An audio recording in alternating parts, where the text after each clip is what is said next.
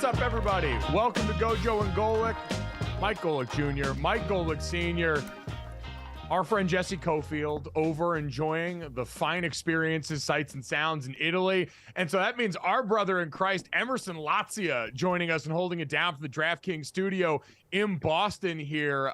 Very excited about that. We are brought to you by Wrangler, made for the ride of life. Save 50% on your first Wrangler.com order with promo code GOJO15. Got a great show for you guys. As always, make sure you download, subscribe, rate, review, 5-star rating. And of course, check us out Monday through Friday, 8 to 10 a.m. Eastern, live on DraftKingsNetwork.com, DraftKings YouTube, and Samsung TV Plus. We have got Dad coming to us from his seance here after the Sunday night football game featuring the Vegas Raiders and the Steelers. Dad, have you been able to conjure the spirits yet? I have the Ouija board behind me. I'll be working that in a little bit later. I can't wait for there to be a knock at the door since it's so early here, and I normally talk loud, which is where you get it from, I believe. So I'd imagine there's going to be some sort of noise complaint at some point as I start to talk. But everything lit up here well. I got a great TV in front of me where there was a game last night that was good, was awful, and then was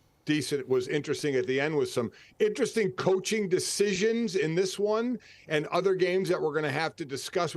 Listen, there's a lot to discuss. Plus, I'm here in entertainment capital of the world with some of the people I was rubbing elbows with on the field before the game that were, the music industry that are looking to work together, do a little, as I said on air, do a little collab with. Oh, wait, who was down on the field? I missed that portion. So for anyone unaware, Dad calls Sunday night football games for the NFL for Westwood One, him and his partner Ryan Radke. And I heard you talking about some of the famous people. You were with Mike Tyson on the field before the game? Yeah, well, there were, and the Raiders do it better than any other team of bringing former players back. There were 9 Hall of Famers that were former Raiders at one point in their career, from the Tim Browns to the Marcus Allens to the Charles Woodsons to the Richard Seymours to the Fred Biletnikoffs to the Ted Hendricks. I mean, it was a who's who, and the Raiders do such a great job of that. But yeah, sitting down there in the melee of that was Mike Tyson, just kind of hanging out. And then Carrie Underwood was getting interviewed by Tirico and Chris Collinsworth.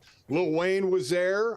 Flavor Flav was there. So, yeah, it was me and a lot of the stars just kind of hanging out, just kind of kicking it. You know what I mean, Mike? We were just kind of, shooting the breeze back and forth. Shooting the breeze. What the hell is Yeah, I was going to say, man, you're pulling 1950s cool guy phrases. I was going to say something else, but I can't say that anymore. I mean, Anymore? Could you say that when you were working for Disney? No. I mean, just I guess on my own time, I could say it. And that's what I was thinking. But it was, looking at Mike Tyson, I was talking to Ryan Radke, my play-by-play guy, through the microphone. I said, looking at him, he scares me. I want to walk up to him and just buy him something and get him on my side right away, because he puts the fear of God in me. Just look, and he was very nice, smiling, very nice to everybody, talking. I mean, a wonderful human being that I'd never want to get angry in my life.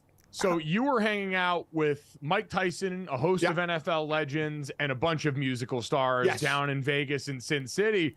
Our buddy Emerson was out here in Scottsdale golfing with Ryan Fitzmagic. Damn right. Now. Emerson, you look resplendent after spending time in the glorious presence of that beard. I was soaking up the sun, just enjoying every second I had with the bearded wonder as we were tossing darts and mashing piss missiles at TPC Scottsdale, gentlemen, which, by the way, 16, that crazy-ass party hole that they have, 30,000 people watching every year at the Waste Management, unrecognizable when you're out there and the stadium setup is not there, which, by the way, dude's missing my birdie putt by inches on 16, okay? I parred the thing and carried on, baby.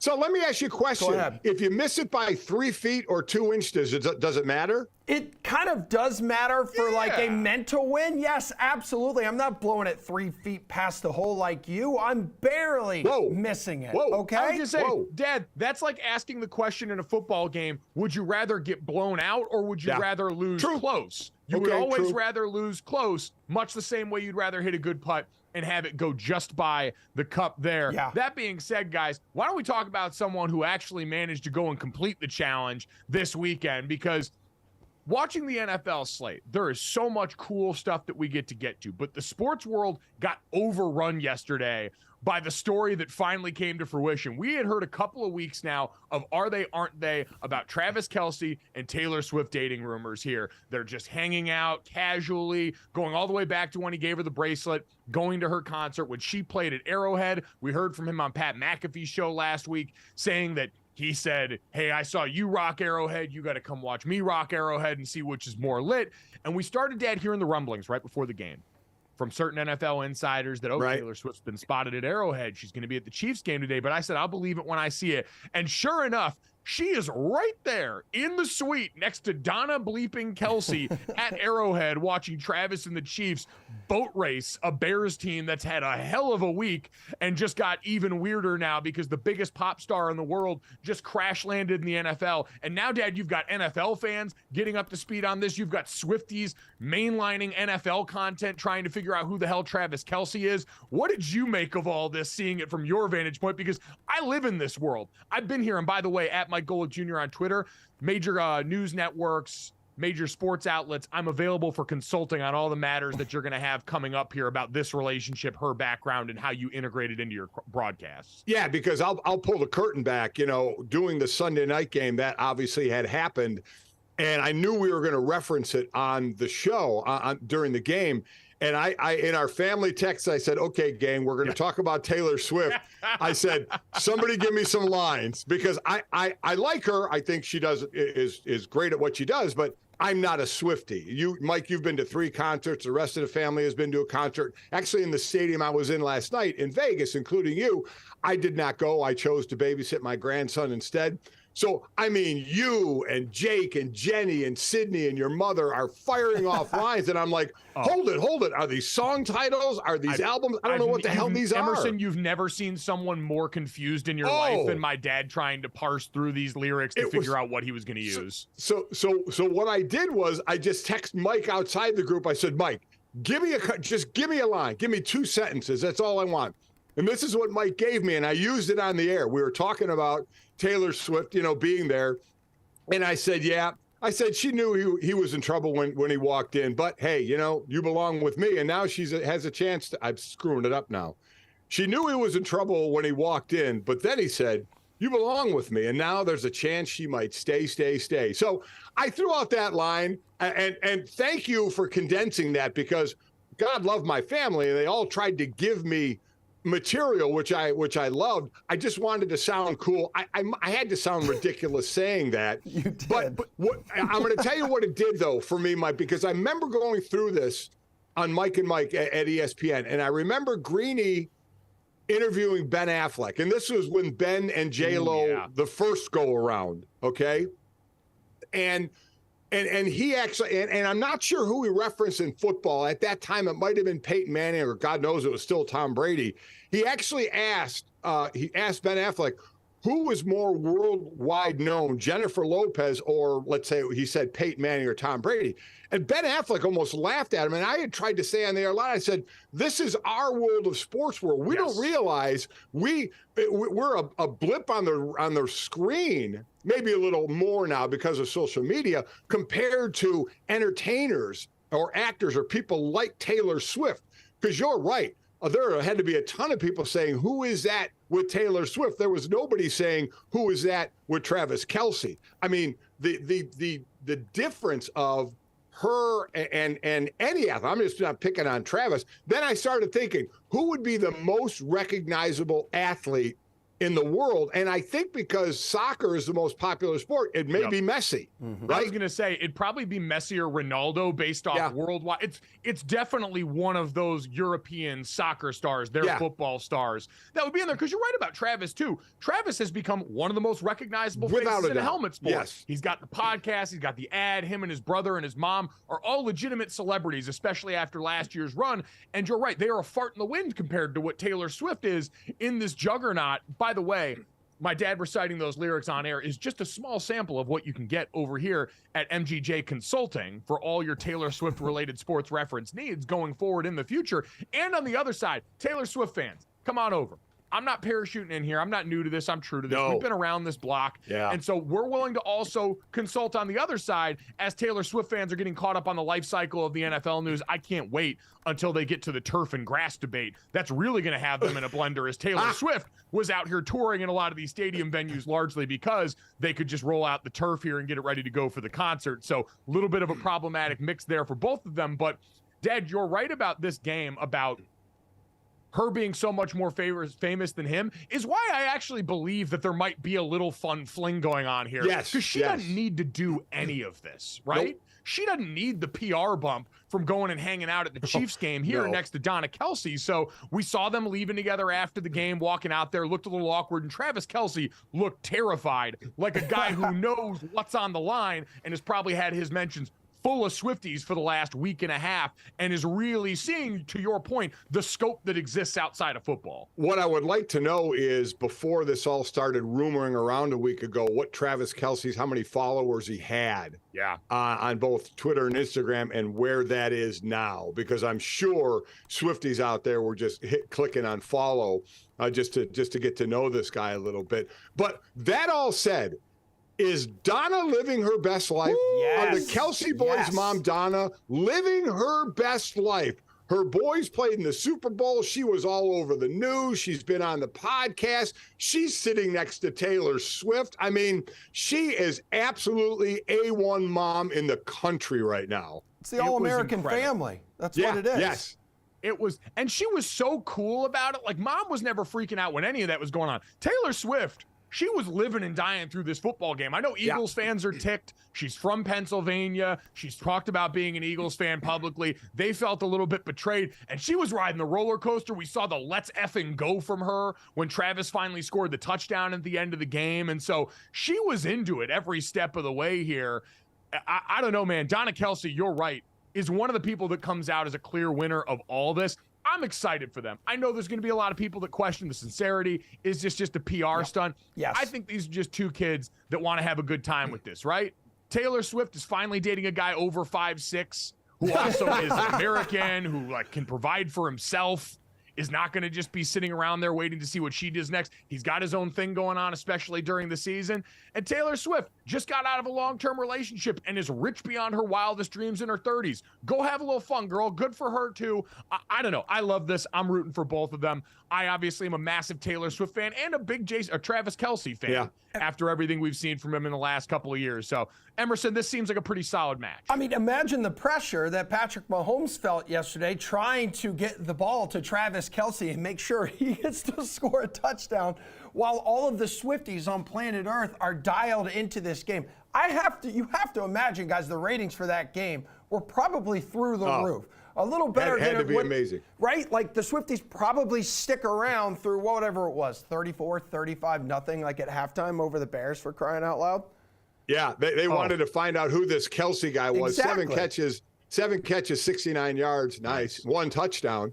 So, yeah, he had himself, a Travis Kelce game. And the great thing about it is when he eventually writes a song about her when their fun fling is over, he'll lean into it. He'll dig it. He'll probably play it on his podcast with his brother and have a lot of fun with it. So, yeah, I agree with you, Mike. I think these are two crazy kids having a ball right now. And how long it lasts, I have no idea. I hope they have their fun along the way. But, man, she sure rocked the NFL world, that's for sure, for a day. And Mike and Junior, now you got the hashtag Swelsey making its rounds all over social media. So, yeah. Yes, you click on that thing and you see some very interesting tweets out there. Worlds colliding right now. And by the way, open your third eye. All of this happens on the same day that the NFL announces Usher as the Super Bowl poor halftime guy. that Taylor's been linked to for the last 2 years and will now be crushed in the news cycle by her might. Yeah, and I love Usher. She's a mastermind. Yeah, baby. Usher's great too. I think he's going to be great. I love him. But yeah, I mean, talk about just going down, unfortunately, a rung on the information meter. Yeah, it was a tough scene there for them, but maybe not as tough a scene, Emerson, unfortunately, as it was. We got to talk about the thing finally here. What went on in South Bend over the weekend? And all right, you guys really want to do this? Unfortunately, I do. We have 2 hours to fill. We have to do it.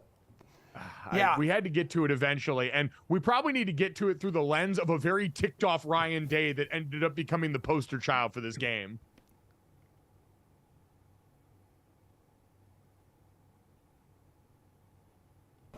It was brewing for a couple days. Again, I said it earlier, I'll say it again. A lot of people took a lot of shots at this team over the last 48 hours, and it really hit home to me. And, the way that our team played, not only did we physically get after these guys last year, but we did it again here at the end of the game. And I think it says a lot about this team. And, I'm really upset and disrespected by what Lou Holtz said publicly about our team and Ohio State and Buckeye Nation. And we're not going to stand for that. That's not even close to true. We had one bad half a couple years ago up in Ann Arbor. We did in the second half. But every game we play in, we're physical. We are. I don't know where that narrative comes from, but that ends tonight. This team right here showed toughness. They showed grit. They didn't give up, and they found a way to get that last yard. And I'm sick over those short yardages that we didn't finish, but that's the game. And the last matchup game we were in, we were one play short. This play, we finished it the right way, and I'm really proud of our team. So, Dad, you had Ryan Day responding to comments Lou Holtz made on the Pat McAfee show, questioning the toughness of that Ohio State team. And they win 17-14 in South Bend. It's one of the best wins in college football this season. But, Dad, that was a man that was fully reacting to what he has heard. And he gave it up right there for the last couple of years about his football team and probably from his own fan base based off what's gone on in the game against Michigan. That team got pushed around by Michigan in that game, and ever since then, he's had to hear it on the home front because they've won a bunch of other games, but lost the most important game on their schedule for the last couple of years. And so Lou Holtz was in the wrong place at the wrong time at the wrong game, and now got to wear the brunt end of that as Ryan Day dresses down an 86-year-old man. Yeah, I mean, we had a little bit of that everywhere, right? I mean, Jeff Dickert, the head coach at Washington State, dressed down Lee Corso, who talked about their game with Oregon State, saying that the Nobody Watches Bowl. And so we had a couple of 80-somethings at ESPN getting dressed down by head coaches. I'm like, come on, these guys are 80-something. Leave them be. Make your point. That's cool. But listen. So this is a game when they got up 10-0. I got a little worried, but this is, again, why Sam Hartman is now at Notre Dame, to be able to bring a team back. And that's exactly what he was able to do. And Notre Dame ends up taking the lead in this game. And listen, they get stopped twice on fourth downs. Ohio State gets stopped a couple of times on fourth downs. But for, as Notre Dame people that we are, Notre Dame had a chance with the ball and a few minutes ago to burn clock. They didn't do it. Give credit to Ohio State, because if Notre Dame, anybody who watched the game, hits that screen pass on second down on their last drive, that game's probably over. But Ohio State makes a nice play. And so we had a chance to burn the clock. And then we're on defense. We had a chance to stop them. So give Ohio State the credit. They got the ball down to the 1 yard line. And when they needed that 1 yard the most, which seemed to be hard to come by for both teams on fourth downs, this wasn't fourth down, but they were able to get it in the end zone. Now, and Notre Dame made it's an inexcusable mistake. They have 10 guys on the field. Actually, the last 2 plays of the game, that's just one you look at, and nobody will say that. Everyone will just go, yep, that just can't happen. It just can't happen. And they ran the ball right where there was supposed to be a D lineman. Not saying they wouldn't have got in even if we had a D lineman there. Not saying they only scored because there were 10 men, but it's a bad mistake by Notre Dame. You didn't give yourself the best chance to make that stop there. But Ohio State made the plays. They made the plays when they had to. They got the win. Hell of a game. And for Ryan Day, it is a situation where this was flipped a couple of years ago with Jim Harbaugh, right? When Harbaugh wasn't beating Ohio State, wasn't getting into the Big Ten title game, wasn't getting into the playoffs, you started to go whispers of how long are the alumni going to deal with this? Well, Ryan Day is going on his third year of trying to beat Michigan, trying to get back to the Big Ten title, and trying to get, to the playoffs, a place he had been. So he's going to be hearing that a little later on. And as Notre Dame fans, we're going to be sitting there rooting for Ohio State. Notre Dame fans should want Ohio State to run the table. Notre Dame has to take care of their business because now they're one loss away from being out of this whole thing, since a two-loss team has never made it into the Final Four. But if you look at it, step back and look at it, what a game. I mean, 10-0, you thought, where is this going? But, man, came back. It was a nice game, and I know you threw something or fell down that we're going to talk about as well as Notre Dame lost at the end.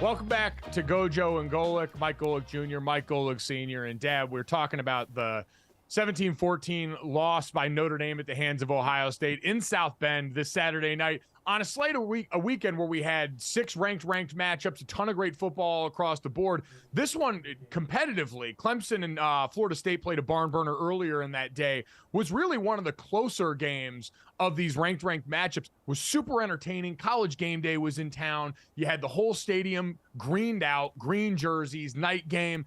It had every bit of the atmosphere, Dad, and I think that's part of why this feels even more disappointing on the backside. Unfortunately, it feeds into that Notre Dame big game narrative that we've heard for a long time that can't really call a narrative at this point when it's just been the reality for multiple coaching staffs at this point on the biggest stage the sport has to offer. This one frustrates, I think, a lot of people, Dad, because it felt like walking in, Notre Dame had the better team in so many ways, had the quarterback that was the more proven of the two, with Kyle McCord on the other sideline, playing a solid game, but still really in only his second game as the full-time named starter for Ohio State's football team, and yet couldn't pull it down here, Dad. So what's going to be your biggest takeaway when it comes to this game? Because I look at so many moments in this game, Dad, where there was a play to be made that could have won the game for Notre Dame that didn't. And that's, to me, the most disappointing thing is you played really well across the board in certain areas, but when it was time to run out the ball with 4-minute offense while you were up, you get tackled for a loss on the first play on first down, and it throws the game script into disarray. You had multiple dropped interceptions that could have gotten it done, multiple 4th-and-1 conversions with a great offensive line and a big-time running back, and couldn't get it done.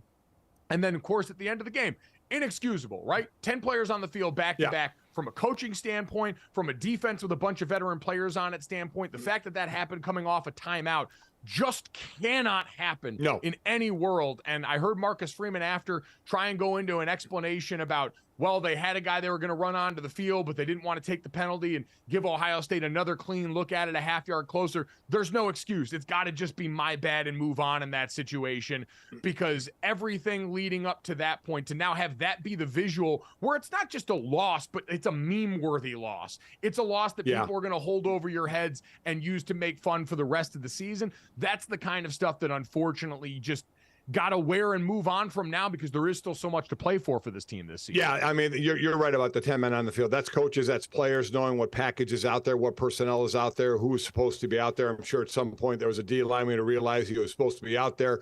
Everyone needed to realize that earlier, and I get what Marcus was saying is by the time they realized that running him on would have been too late, they would have got a penalty. Which actually would not have been, because at that point Ohio State had substituted, and so if Notre Dame had wanted to substitute, the official would have had to stop play, allow Notre Dame to substitute, because anytime the offense substitutes personnel, the defense is allowed to match. And so they actually would have been bailed out there, and all of it was a moot point. Yeah, it was a bad mistake without question. But to your point of Notre Dame losing big games, and when they had been in the playoffs getting blown out in those games, you know, if you want to look at the glass half full, you can say they were competitive in this game, they were winning this game, but that's where Notre Dame doesn't want to be. Hey, you know, a moral victory of being competitive.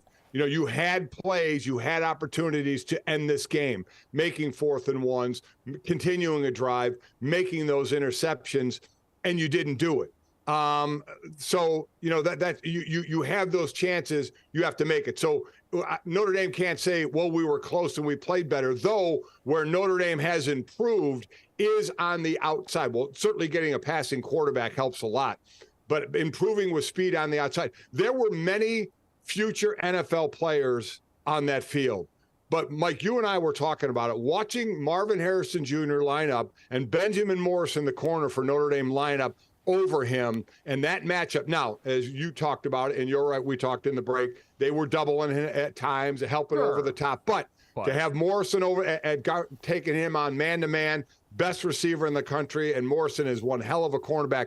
What a great matchup that was. So that was fun to watch. So yeah, that was Benjamin Morrison is going to end up leaving Notre Dame as the best corner to play for them in my lifetime. We just haven't had a dude that's been able to do that in the entirety of the time I've been watching Notre Dame football. That's a special player at that position. I do want to give flowers to Marvin Harrison Jr., who got his ankle rolled off something fierce in this game. And the way that looked, I was worried about him being able to play in the next couple of weeks. And instead he goes in the injury tent, tapes the hell out of that ankle, and not only goes back out there, I thought as a decoy, but actually catches a pass on damn near his first play there and was effective for the rest of the game, even though we know hobbled a little bit. That man's a space alien. We knew it going in, but that's incredible toughness. Ryan Day talking about toughness needs only look as far as the best player on his team in 18. You know, it comes down to just, you know, the execution. Notre Dame in the plays that they needed the most didn't execute, and Ohio State was able to in the end. This was a big game for Kyle McCord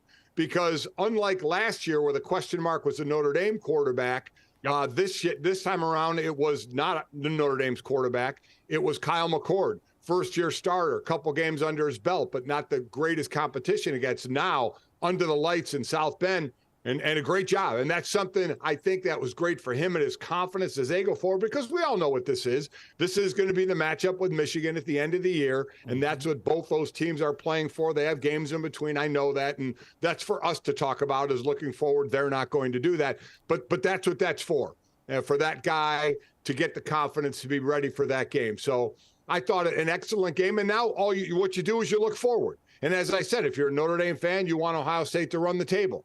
If you're a Notre Dame fan, you say, okay, now we have to run the table. But Notre Dame has Duke next week, a Duke team who's playing extremely well, still has USC, still has Clemson, who gave Florida State all they could handle in the first game at noon on Saturday. So it's a tough schedule for Notre Dame in those games. And as I said, when you're an independent, you get one loss max.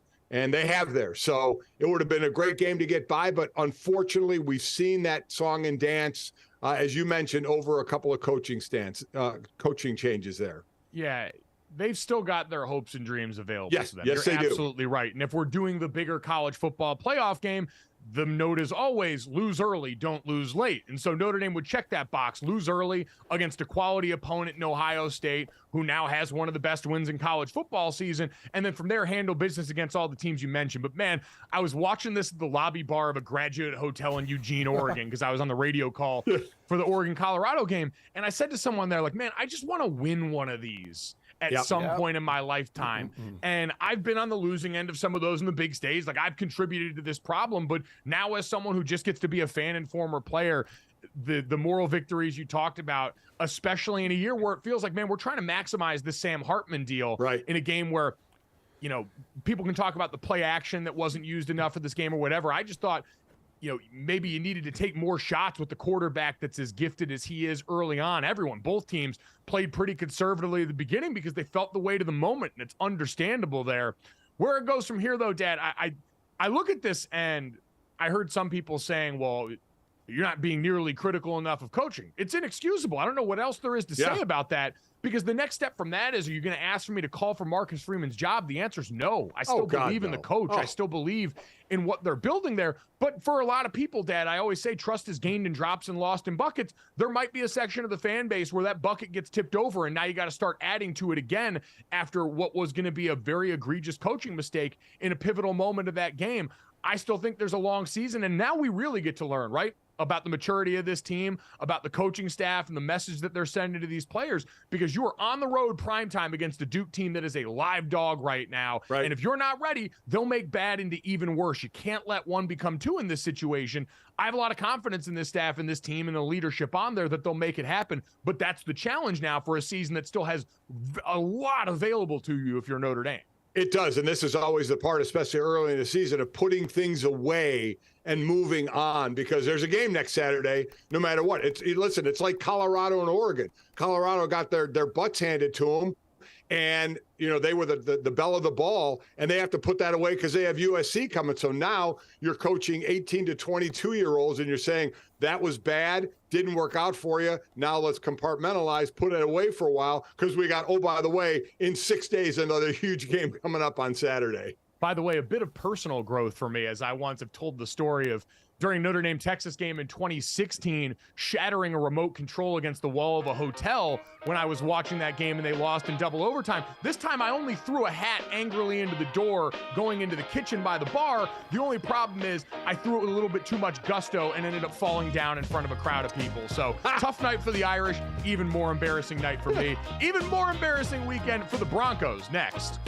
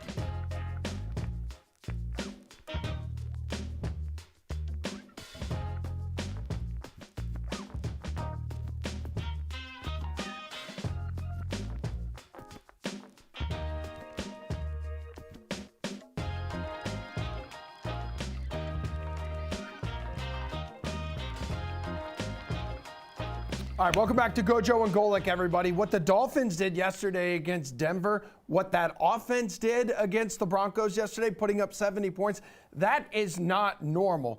So I would also like to point out, as some people may start to bring up the D word, little dynasty here, gentlemen, none of the famed dynasties in the NFL, not the Patriots, not the current Chiefs, not Jimmy Johnson's Cowboys, not Joe Gibbs' Washington squads, none of them have ever scored as many points as the Dolphins did yesterday.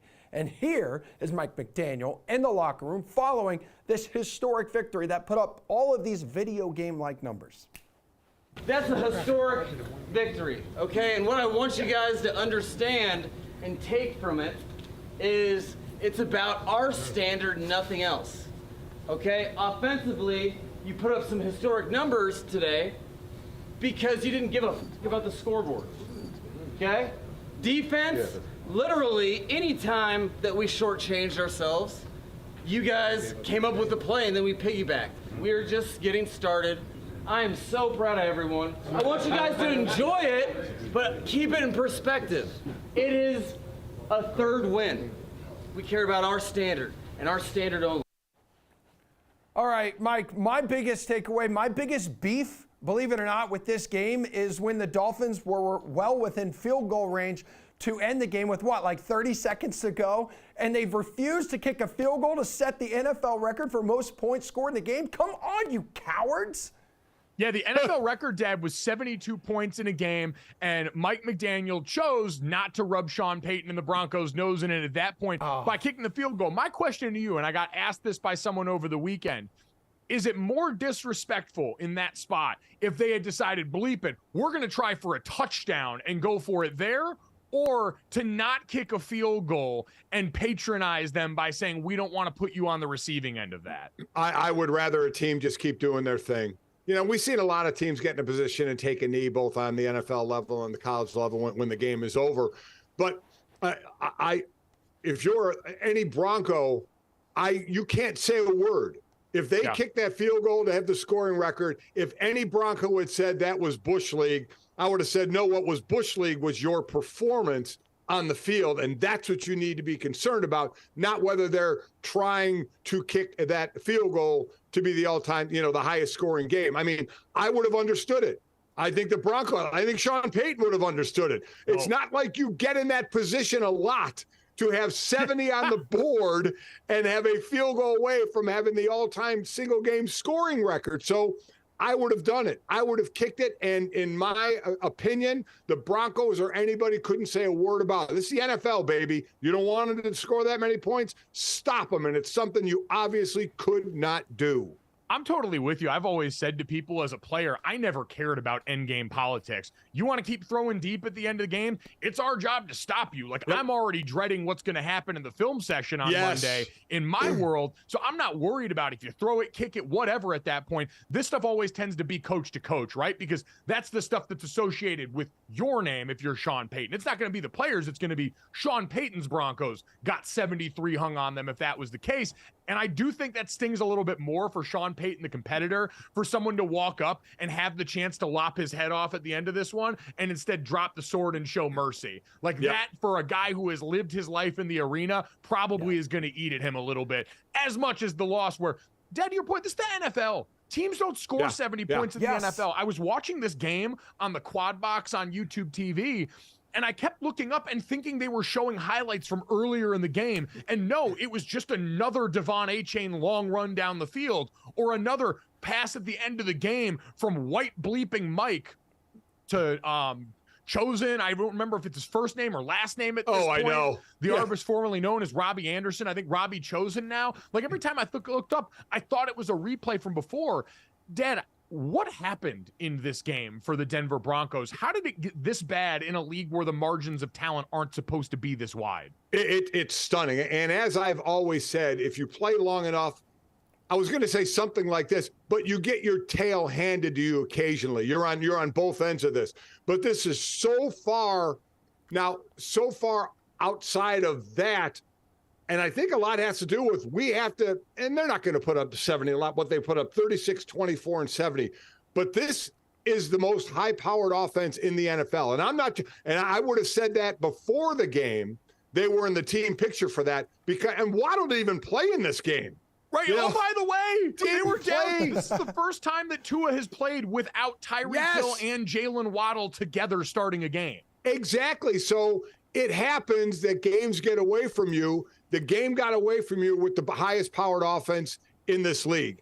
So this does happen usually not to this severity. And you're right about showing mercy. Did they show Mel Gibson mercy in Braveheart? They tortured him and they still chopped his head off in the end, man. No mercy. And quite honestly, if I were Sean Payton on the handshake after the game, I'd have told Mike, I'd have kicked the field goal. You had a chance, man. It's hard to think they'll ever be in that position again. They had 726 yards of total offense. They had 350 rushing yards. This was like Dolphin University. This was college-esque what they did. I can't even fathom sitting in the meeting room, and you said it before, and every player goes through this in a game where you're getting smoked. You sit there on the bench. You sometimes have that off, distant look of, oh my God, is this going to be horrible to relive this in the film room tomorrow, which they're going to do. Now, some coaches sometimes will not show it, move on to the next, or they will show it. It just, at this level, an absolute pure embarrassment to get beat that bad. Junior, why has Peyton struggled to, fix Denver this early on? Well, I mean, turnovers in this game really damned them. You saw multiple lost fumbles here in a game where already athletically, like the Broncos were playing normal football and the Dolphins are playing the sped up version. They're like listening to a podcast on 2x speed. They're just something we haven't seen. And Sean Payton's got a difficult task, right? You're trying to revive Russell Wilson, who's got to play a very specific style of football now that does not seem predicated on any sort of comebacks, let alone a comeback of this magnitude. But, Dad, that defense on the other side that had lost a bunch of personnel in recent years as they had torn down at the end of Nathaniel Hackett's time really looked like they just were not athletically capable of even coming close to speeding up, right? Mike McDaniel's offense for the Dolphins is about using east-west motion, those motions right at the snap, to get defenders to stop their feet. And so what we saw all day was them having trouble with the east-west stuff because you have Tyreek Hill leading the charge as the most unique weapon in the NFL. Bar none, his quickness and the way he moves make him the most uniquely difficult person to cover in professional football. And when you've got that, and then you combine it with everything else, you saw the Dolphins' offensive line rolling Denver off the ball because all those guys are sitting there trying to figure out on every play what sort of new magician's work in the backfield is going to go on before they hand the ball off or before Tua throws the football. And it's maddening for them. Nate Tice over at The Athletic pulled this stat. Going back to 2002, when the NFL expanded to 32 teams, this 23 Miami Dolphins team now ranks first in expected points added per play since 2002, fifth in offensive success rate through the first 3 weeks of the season. They've been one of the best offenses of all time so far through the early going of this year, Dad, and Denver just did not look athletically or capable, like they were game plan wise, able to stick with what they were throwing at them. You know, and going off of last year, how poor Denver was, they're looking to see the next step forward and seeing this again. It's same old, same old. So I'm sure there are Bronco fans and even Bronco players are like, okay, what the hell are we going to do here? And it comes down, obviously, to talent. And listen, Sean Payton's not going anywhere. No. And with the money they invested in Russell Wilson, I don't know what the dead money hit is after this year, but I doubt he's going anywhere either. They got to figure this out, and it's going to start with talent. They're not going to give up 70 anymore, but they're not going to win. I think their expected win total is 5. So they're not going to win much this year, but to get embarrassed that bad, that there needs to be, a lot of looking in the mirror. No finger pointing in that locker room, a lot of looking in the mirror of what the hell did we just do out there? And specifically, what did I just do out there to contribute to this team putting up 70 points? Again, a great offense. Right. And we'll say the best team in the NFL right now. Yeah. That is for sure the best offense in the NFL right now. And you're right. The Dolphins at this point in the early going, and it's early in the season, look like the best team in football at this point. We can say some things about the defensive efficiency. This is the Golden State Warriors in the NFL, and everyone else is going to have to deal with it. But we'll find out if any of them have made our all-weekend team here next on GoJo and Golic.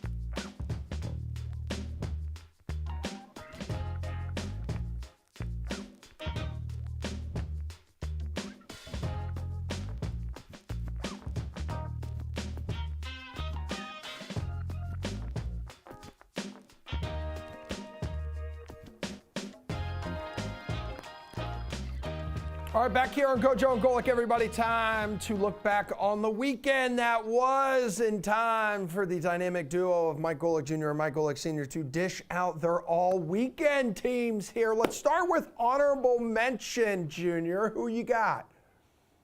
All right, the all-weekend team, our top performers here. Honorable mention, Dad, I want to start on the home front here. Honorable mention all-weekend team going to our friend. We had him on the show a while back after the announcement. Kyle Rudolph former Notre Dame tight end, my old roommate, who spent 12 great years in the NFL and a decade of them with the Minnesota Vikings, went back this week, got to retire as a member of the Minnesota Vikings, got honored at halftime of this Chargers-Viking games there, Dad. Really cool. I mean, meant a lot to that community, was a multi-time Walter Payton Man of the Year nominee for them. Him and his wife, Jordan, did great work at the Minnesota Masonic Children's Hospital there with Kyle Rudolph's End Zone, a great place where kids who are going through treatment can go and get away for a little while. But it meant a lot to that organization, was a multi-time Pro Bowler there, and it was cool to see him get his moment and get his flowers at that stadium. Yeah, it really was. It was nice to see. I remember his career started off, he was a Pro Bowl as a rookie, and ended up, as you mentioned, going 12 years. Good for him. I remember he gave his dad the car. When you win the Pro Bowl MVP that year, you get the car, and he ended up giving it to his dad. So shout out to Dan, got the freebie on that one. Wild game he saw too there, where Minnesota actually at the end of that game tried to go up and quick snap. They had just completed a 4th down inside now near the goal line, and instead of calling a timeout, wanted to get up and try and catch the Chargers defense napping. And they said because of the crowd noise, they had trouble communicating the play into everybody there. So Minnesota's own fans apparently getting in the way of the victory a little bit. Yeah, but good for Kyle. Glad you brought him up. My honorable mention is going to be Minshew Mania. Yes. Gardner Minshew now playing for Anthony Richardson, the quarterback for the Colts, who had a concussion and was out this game. Minshew Mania pulled for what is forever going to be known as an Orlovsky. Yes. Our buddy Dan Orlovsky over at ESPN, when he was with the Lions, famously in scrambling in the end zone, ran out of the end zone, as I believe it was Jared Allen who was running after him, ran out of the end zone. So it's forever known as an Orlovsky. And Gardner Minshew pulled one of those, stepped out of the back of the end zone for a safety against the Colts, but came back and led his team to an overtime win over Baltimore. Ended up throwing for 227 and a touchdown, no interceptions in this game. Gardner Minshew is a heck of a backup to have for a team. A good guy to come in and lead. Players love him. He can keep your head above water while your starter is out. So good for him. We went through Minshew Mania, had a lot of fun with it, and here he is pulling off the victory. We got a lot of live dogs playing quarterback in the NFL right now. Like guys like Ryan Fitzpatrick and Tyrod Taylor walked so that the Gardner Minshews of the world could fly in the future. I will say about the Orlovsky portion of this, Dad, Dan is keep celebrating this. It happened with Jimmy Garoppolo last year. He posted the video celebrating yesterday, acting as if it's going to now let him off the hook. Nope. It got called the Orlovsky by Scott Hansen. It's a noun now. It's a verb to go out there and Orlovsky this thing. Dan, because he's a big public personality now, because he was the first to do it, I have a feeling is going to be associated with that forever. They need to just go ahead and add it to the dictionary at this point. Well, they should. And any player who does it, there should be a shirt. You've been Orlovsky'd, and show that picture of them stepping out of the end zone. Yeah, it's never going to be called anything else. It's just not. So it's always going to be, his name will always be brought up when that happens. Got to lean into it, have the Orlovsky support group, do a bit for NFL Live there. I'm not going to produce it too much for you, but you get the idea, guys. Yeah, I got you. Minshew's a big RV guy, as I know the entire Golic family is as well. Yes, good absolutely. Stuff. Proud to support a fellow RV enthusiast. Let's go to the all-weekend second team here, Dad. I'm going to go with Oregon defensive lineman Casey Rogers. In the early going of the Oregon win against Colorado, Oregon was backed up in their own territory, getting set to punt, when Dan Lanning decided to change the course of history in that game by calling a fake and getting the ball to one of his best athletes in space. Casey Rogers is a 6'5", like 306-pound D tackle who's in that punt shield in the back wall for the Oregon Ducks in that spread punt. They snap it to him. He scampers 18 yards for a first down. Glorious mane flowing, tattoos leaking everywhere. Large excellence on display. It wasn't a thick six, but Dad, spiritually, it felt just the same. Big boys making plays. Congrats. I'm telling you, he looked good running the ball. Good stride. I mean, obviously they're not going to give it to a slow-footed guy that, looks like he has trouble moving. He was moving. I was really impressed with that. And let me tell you, there's not a defense in the world or a punt return of the world. I think they're snapping the ball to an over 300-pounder if you need more than a yard on fourth down. So that was very, very impressive, and the kid looked very athletic in moving. Mine is going to go to a Division II school player from Shenandoah, Division II. Her name is Haley Van Voorhees. She is the first non-kicking female to play in a college football game. She plays safety for them. She came into the first quarter. They were already up 26 points, and she got to hurry on the quarterback. Yeah. She got to pass rush, and she got to hurry on the quarterback. They ended up winning the game like 48-7. But congrats to her. She got great guns, great arms. Man, the picture of her, holy smokes. I would love to have arms like that. But kudos to her. Again, the first non-kicking female to play in a college football game. Very cool. Yeah, I was going to say, drop the arm routine. So Yeah. That's all I really got to say out of this. Like, she looks like she's ready to go out there and lay the lumber. So very cool moment for her. I'm sure awesome. You know, we went through this last year with what it meant at Vanderbilt as you had a kicker there who was a young lady from the soccer team that was getting out there, getting after it. So always cool to have these kinds of examples and make sure everyone knows our sport is open to a lot of people in a lot of ways. I don't know. That Dad, first play, that looked like roughing the passer to me, the quarterback. Wow. I'm just going to say it. The ref could have called it, but it is what it is. Imagine being that ref sitting there with that flag in your pocket. Throw the flag. Am I really about to step on the toes of history by Throw throwing it. a flag here by the letter of the law here?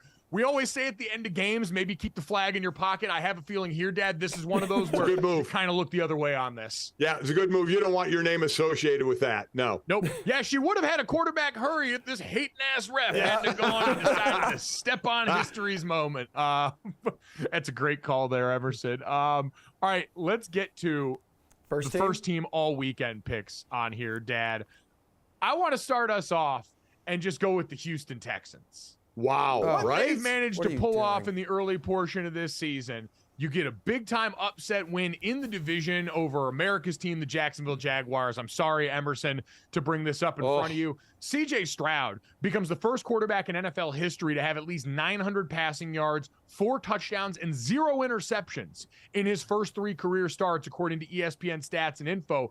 And you had Andrew Beck, the fullback, as the up back on a kickoff return, muff the kickoff return, and then scamper and take it back for a touchdown. Dad, much like Stefan said, this game had everything, and I couldn't believe it. This Texans team and D'Amico Ryans already have a lot to hang their hats on. Yeah, I mean, it was a great showing. Again, he was the only rookie quarterback who went right there in the first round to play. Richardson was out, and Young was out for Carolina as well. Emerson, this one had to bum you out pretty bad. This was the worst game, and that return, that kickoff return by a fullback, was one of the most embarrassing moments in franchise history, and that's saying something. The offense is completely lost here, and the defense couldn't sack C.J. Stroud with out 4 starting offensive linemen in front of him.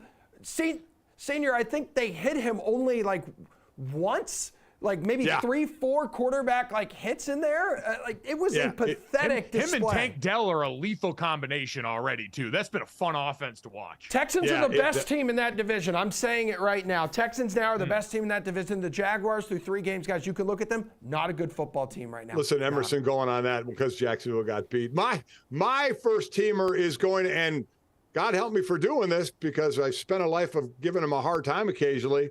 It's going to a kicker, Matt Gay from the Colts.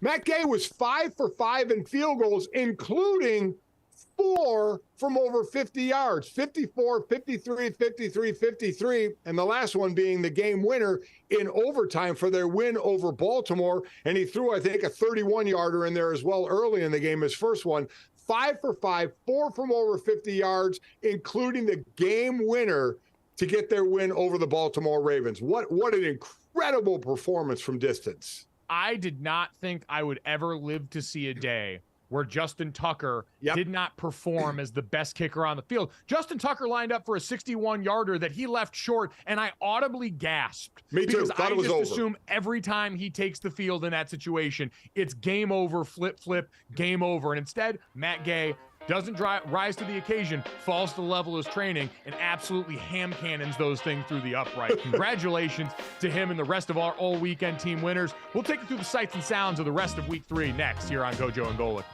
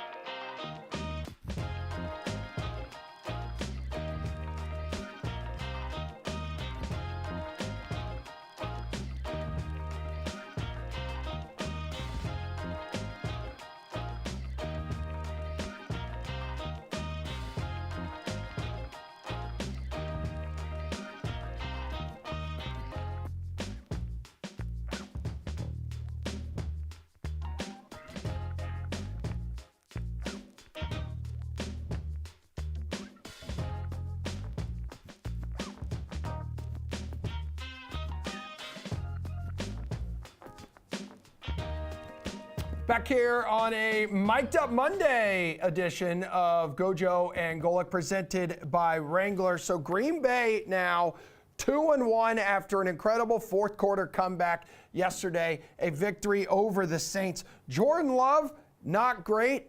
All that matters, though, he was good enough when it counted. Let's listen in on what he had to say after the big dub. I mean, it's very hard, especially you haven't done what you wanted all game, especially offensively.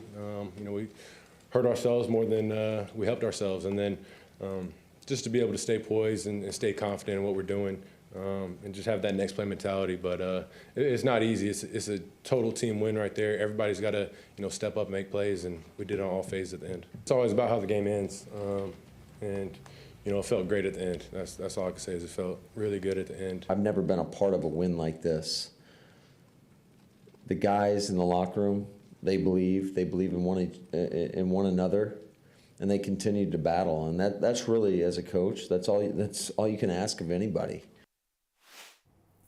His first start at Lambeau here, Junior, and the Packers scoring 18 points in the final 11 minutes. Again, what I just said wasn't great, wasn't perfect, but he was good when it mattered the most and when his team needed him. Yeah, Dad, those final few drives, Jordan Love was letting that thing rip. You had the great back shoulder touchdown to Romeo Doubs, and just in general, a guy who looked poised under pressure late in this game. Now, we know the other side of this coin is that Derek Carr injury at quarterback for the New Orleans Saints completely changed the second half of that game where Chris Olave had been sensational for so much of it. But give Jordan Love a bunch of credit. They haven't lost a home opener around those parts in Lambeau Field in quite some time. And Jordan Love, the heir apparent to a throne that has seen two Hall of Famers come and go, started off and made sure he kept that streak intact. Yeah, listen, he's only thrown one interception on the year, and it was in the game yesterday. Listen, overall, statistic-wise, it wasn't great. He completed 50% of his passes for about 260 yards, one tutty, and one interception. But as he said, it only matters what you're doing at the end and how you finish.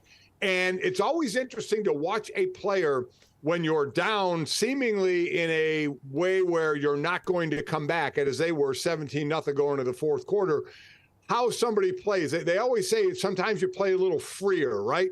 When you don't have a lot to lose, you're already losing. A lot of people don't think you're going to come back and win, and you just start firing the ball around. And then you sit there and say, man, I wish you could bottle that and do that from the beginning, because you got to give them credit for what they did of saying, okay, 17-zip, everything else be damned. Let's just go for it. And slowly they came back. And this was, you mentioned Derek Carr going out hurt. Jameis Winston didn't hurt them. I mean, Jameis Winston was 10 of 16 for 101 yards, didn't throw any interceptions. But this is a credit to that offense, obviously defense as well. They had to stop the other team's offense. But for that offense, just kind of let it go a little bit. Yeah, I mean, credit to the defense is right. You came into this game incredibly shorthanded overall, did the Packers. Jair Alexander out on defense. Aaron Jones out with a hamstring on offense. Christian Watson still not in for them. David Bakhtiari, the left tackle, still dealing with that knee. Elton Jenkins, their left guard, out for this game. And you look around, Rashawn Gary has multiple sacks on the defensive side of the football.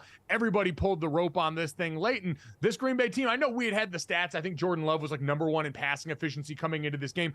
We knew he wasn't the best quarterback in the NFL, or maybe even playing like the best quarterback in the NFL. But again, Dad, for a guy that's had to sit the bench and wait his turn for so long, he's come in and he's played clean football. And in this case, through a lot of adversity, without a lot of his primary weapons or protectors there. We mentioned that offensive line, the strength of this team coming into the season. And so he deserves a ton of credit for being able to go and pull this one out as they rally from that 17-point deficit in the fourth quarter.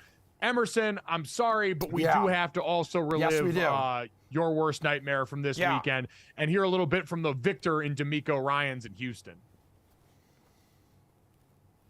Hey,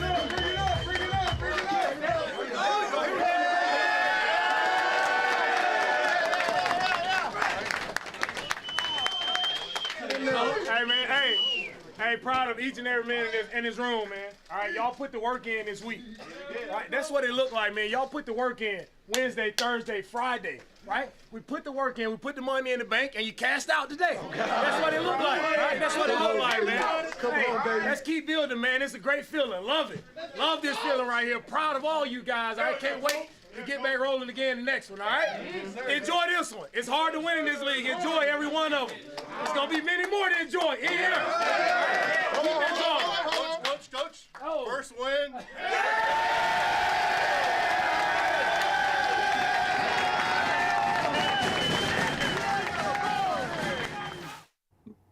Dad, the vibes turn around in the last few years for this Houston team that for so long was living under the shroud of all the weird front office moves there, the end of the Deshaun Watson tenure, and what a nightmare that was in so many ways.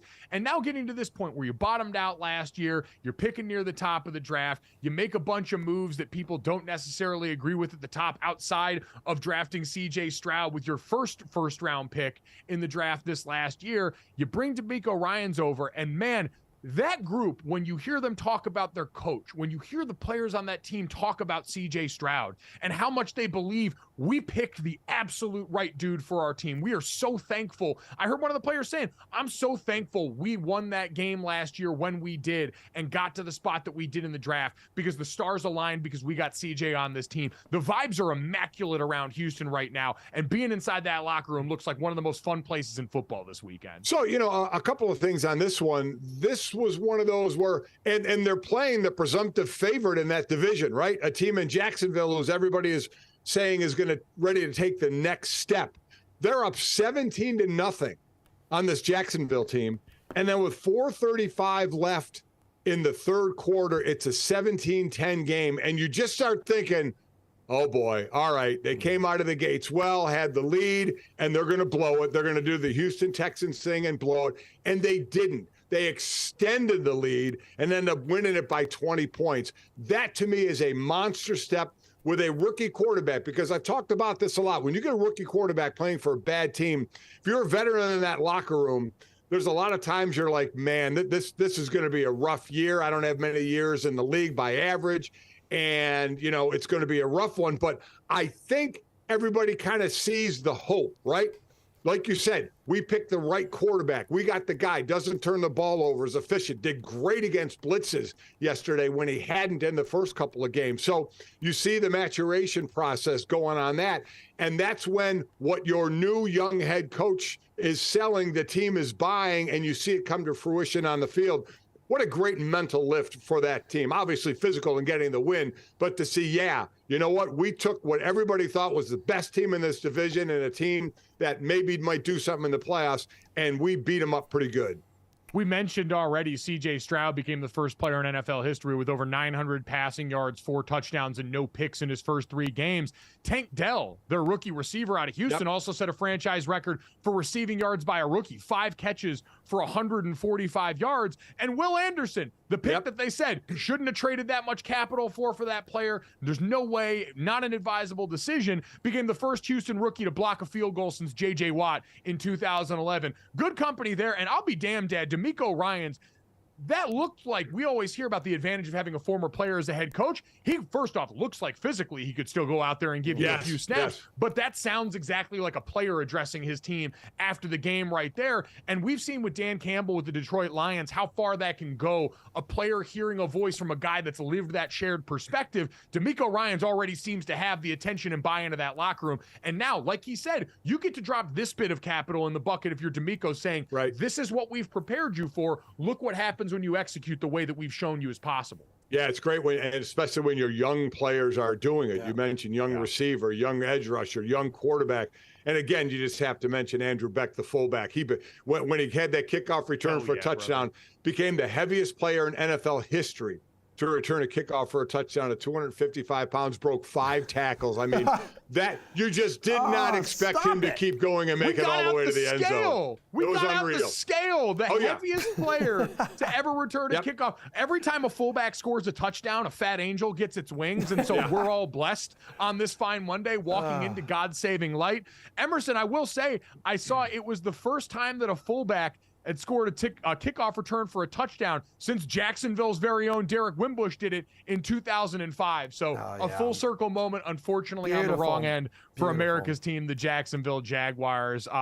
Emerson, what's the third bit of sound that we got here? We'll get you away from all this pain from cool-ass D'Amico Ryans, who I want to run through a wall for and finish this off. Plenty of pain in Minnesota, guys, because the Vikings now are 0-3. Kirk Cousins, who you guys had on the show here last week, throwing a game-sealing interception against the Chargers yesterday. It was a ball that deflected off of tight end TJ Hawkinson, who had a few words to share with the people following the loss. It's a tough one at the end. Bang off the linebacker, and it's, I see the ball coming, and it just, tough one. But, it was we fought until the end, and that's what we can ask of this team. That's what you'll see every week, but we just need to come out with one of these. This game was also filled with head-scratching coaching decisions, and also pretty much a death stamp when you fall to 0-3 in the NFL, Junior. Yeah, Dad, we knew regression was probably coming for the Vikings this year, but this version of it was particularly painful. This is a game where both franchises seem cursed. Like, the amount of things that happened in this game, the Minnesota Vikings had what looked like a sure interception that just bounced out of their corner's hands and into the waiting arms of a Chargers receiver for a touchdown. It was that kind of day on both sides. But for this game to end, as we mentioned before, on a play there and an interception down by the goal line where the Vikings tried to go hurry up after converting fourth down and had trouble communicating the play because of how loud it was in their home stadium. All of these things just add insult to injury in a moment where now this team is going to be fighting an uphill battle and really playing for pride for what it seems like a lot of this season. Yeah, it really does. And to have that loudness in your home field where you need them to be quiet, and Kirk Cousins couldn't hear the play call, plays a call on his own. But, how about Brandon Staley's decision, earlier? He's in deep in his own territory on a fourth down, punt the ball away. Punt it away and make them go the full field. You get the thought process, man. You like to be aggressive, get the first down, and you can end the game. Oh, my God, that was not the place to do it. Yeah, so Staley had a 4-point lead with 1:51 remaining in the game, and on 4th and 1 decided to run it from their own 24-yard line to go and win the game. And, Dad, to your point, Brandon Staley has kind of been the lightning rod of this fourth down aggressiveness conversation going back to his first season at the helm. Regressed majorly last year. I don't know if someone got in his ear, nerd bashed him or whatever, but he became what normally we see from defensive head coaches, extremely conservative last year by those measures. And now in this moment just decides to go YOLO in this spot where I love playing with house money and other people's money as much as anybody when it comes to fourth down aggressiveness in football, college, or pro. But even this was too rich for my blood, Dad. Now, they end up winning the game still, and so this will somewhat get erased, but that would have been a decision that, had they lost this game, would have, ensured his status as a first-take topic bar into this week. Oh, without a doubt. Listen, he had already basically been one of the head coaches, maybe the top of the board coming in, and you hate to do it, that was on the hot seat of a team that we all thought had been underachieving. And if they would have lost that one, you're right, the win gets a reprieve from that, but that was still, there were a couple of head scratchers out there, and that was why I was stunned. I'm like, what the hell are they? They're not really going to run a play. And sure enough, they go for it. And I'm like, you have got to be kidding me. It almost bit them, but as they say, it's not where you start, it's where you finish, and they got the win. They did get the win in large part thanks to Justin Herbert, 405 yards, 3 touchdowns, and now a franchise record 213 straight passing attempts without an interception in this game. Keenan Allen goes for over 200 yards. Huge. Mike Williams left that game on a cart with injury after having a big day also, which, really hope for the best in that situation for one of the most talented receivers in the NFL. But still a lot of questions to answer for this team. The offense really has not. We've had complaints about the offense and wanting them to go down the field more, wanting more explosive plays in the past, Kellen Moore and company. But the more and more we go through this, the defense continues to be the thing that people circle for a defensive-led head coach. And I have to bring up the decision that in the game that I did last week, just so you can tell me, because my head was going to explode when I was calling this game. it was a point where the Raiders, it looked like Pittsburgh had taken over this game. They were 16 down. They get a score. They get the 2-point conversion. Now they're down 8, a touchdown and a 2-pointer. I had said 2 touchdowns, 2 2-point conversions. We got a tie ball game. The Raiders get the ball down to the 8-yard line. It's 3rd and 3. They can get a first down. And this is after they had lined up for a field goal, got an offside by Pittsburgh, who gave the Raiders opportunity after opportunity. So they took that and they started another drive. 3rd down and 3 at the 8-yard line. You can get a first down. And they throw a pass to the end zone, which I didn't think was the right move. I thought it was 2-down territory no matter what. Incomplete, 4th and 3. It's like you're going for it. It's just a couple of minutes left in the game. You got to go for it. He kicks the field goal. Yeah. Kicks the field goal. So they still need a touchdown. The touchdown previous would have been to tie. Now they would have got a win, but they still needed a touchdown. They make the 3, kick the ball off, and obviously get the ball back with just a couple of seconds. It doesn't work. They lose. I have no idea. My head was going to explode in the booth saying, what are you doing? Why are you? There's no math that tells me you should be kicking the field goal there. You could get a whole new set of downs at the 5-yard line. All you need is 3 yards, and you kick the field goal. I know I didn't understand it all, and I didn't understand his explanation after the game either. Well, no, get ready. after the game, he was down 8 and said we needed multiple possessions when asked why he kicked the field goal down 8. Like, was he not going to go for 2 in that spot? All of this is maddening because with most of these decisions, when it comes to analytically declined decisions in these moments, it's about gaming what happens after. Dad, it's like when you sit at a blackjack table and someone makes a decision and you wait and see what the next couple of cards are going to look like there before you ultimately know the outcome. If you kick the field goal there, you're relying on your defense as a variable after that, getting the ball back, your offense being able to drive with minimal timeouts or no timeouts and the full length of the field to go and get that other score. Or your offense makes a play in a short area of the field with 8 yards to go for the end zone, and you try and simplify the equation. You introduce fewer variables that give you a much better likelihood of success in that spot. Well, get ready, guys, because you have Raiders-Chargers next week. You have McDaniels and Staley next week, and what some are calling a heavyweight classic full of stupidity. Oh my God. Yeah. That is wow. That's going to be ready. That's up there. I saw other people also pointing ahead to the inevitable matchup that's on the schedule between the Bears and the Broncos for 2 teams that got absolutely thunder punched yesterday. Dad, overall, looking at the big slate of games yesterday, who did you learn the most about as an NFL team through the course of this weekend here? Because I would argue for me it was the Buffalo Bills, right? They go out there and absolutely pump the Washington Commanders 37-3. And the last 2 weeks after week 1, where Buffalo loses an embarrassing game to a Jets team that had their starting quarterback injured on primetime, Josh Allen's looked like himself again. This team's been out here humming and looking very much like the contender we expected. You know, I'll go a couple on, or one on the positive side, a couple on the negative. I think some people have a hard time buying into Miami saying they belong with the Kansas City and Cincinnati Bengal talk. Now, remember, Cincinnati Bengals aren't doing too well. We'll find out what they can do tonight. But it's like, do you want to put them in with what we had called the top 3, Kansas City and Cincinnati and Buffalo? Buffalo now playing well. And they deserve to be there, if not on top. Now, they have to prove it because those teams have been to the playoffs. They've been knocking each other off in the playoffs. So Miami's got to get there. But, man, I did pick them to win that division, but you got to believe more and more. On the other side, we see anything can happen in the NFL. How do the Arizona Cardinals beat the Dallas Cowboys? How does that happen? How do the Cardinals put up 28 on a Cowboys defense that we think is the best in the league?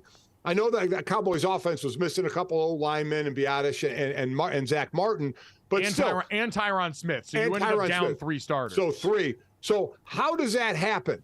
That just, it's one thing. Then you say, well, it's the NFL, so anything can happen on Sunday. But the one thing I'll say is we know the Denver Broncos and the Chicago Bears stink, and that is in stone. I would also add the New York Jets. Oh, yeah, I'm sorry. On offense. With that, Zach Wilson can't be the quarterback of that team going forward. Get a veteran quarterback. You've got to at least try and show this roster something. And I get maybe you don't want to mortgage a bunch of capital if you believe Rodgers is going to come back next year, but you owe it to the rest of this locker room to put someone else out there at the helm, because maybe it's not all his fault, but unfortunately that's the easiest solution to try and change in a way that can help you out. So much going on in the NFL, but coming up next, let's take a visit back to college. Is primetime up after a big-time win by the Ducks? Next on GoJo and Golic.